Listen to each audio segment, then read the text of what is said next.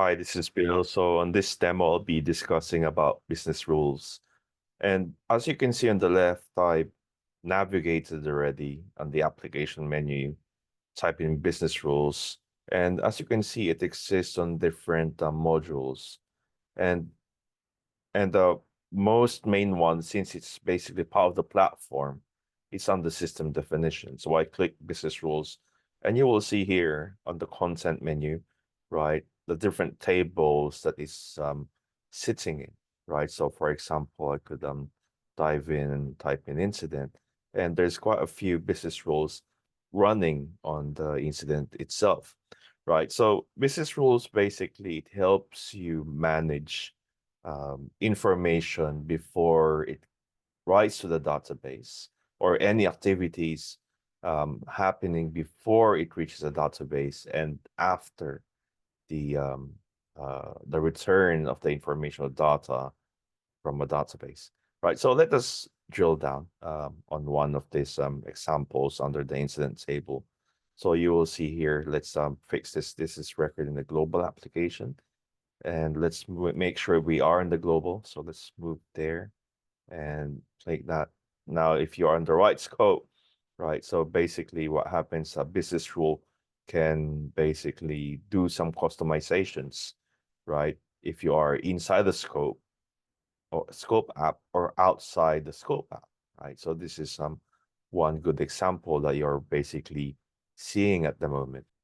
Now, as this business rule loads, as you can see, there's a business rule name under a specific application scope, right? And it runs on a table, right? And what you're seeing now is quite advanced, right? So as you can see, the tick button of advanced is enabled, right? So as we scroll down, it's quite straightforward in terms of how it runs. Tell you when it's going to run and what action is going to take, right? So as we scroll back up, right? So as you can see, if we untick the advanced button, it will definitely close the scripting inside of it, right? So the scripting is, we have a separate lesson about scripting in the business rules, right? It will be under the scripting fundamentals course, right? And going back, all right, so you will see here the different versions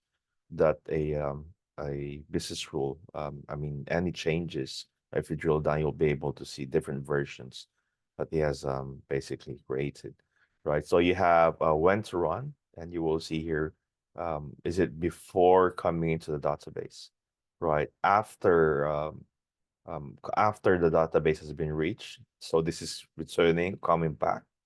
And asynchronous is basically having continuous connection, or there's a wait happening, there's a queue, right? So this one makes sure if there's any slowness in the server side or the database side, right? And it will return once there's an update has happened. But display is before anything has been displayed. So again, this is after and display is pretty much similar in terms of behavior, right? So let us basically create a business rule. Let's create a new one, right? So let's, for simplicity, let's create a new business rule, right? So as we create a business rule, right? So what it will do is it will load the form, right? Less complicated as the previous one. And now as it loads, let us put a name, right? So let's say sample BR, right? So normally, as you move forward in the scripting fundamentals, right, I'll give you advice, right, on the correct naming conventions. But for now, it's for simplicity, right? So table, right? So we go to a table, right? So let's say incident table. So this will be affecting the incident module of ServiceNow. So when are we going to run it? Every time something has been inserted or updated, right? So it depends on the behavior, right? So let's just make it simple.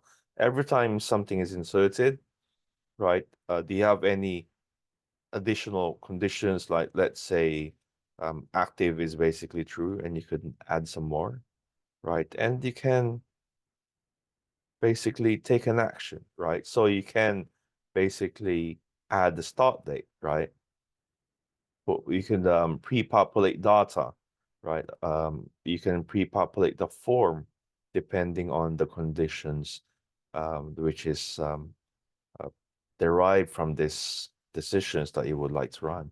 And in addition, right, you could add, aside from the values that you set, you could add the message, right? So once you add the message, this is the blue notification that comes out on top of the form, of the incident form, right?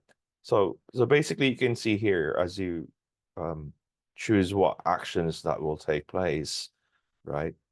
The advanced button was unticked, right? So let's tick that. So once we tick that, you will see the script here is has just appeared, the script field, right? So that lesson is not part of this of today's demo, right? So let's untick that. So as you move forward in the scripting fundamentals, right, I'll be showcasing how more deeper, more advanced ServiceNow capabilities, right? So business rule as a note.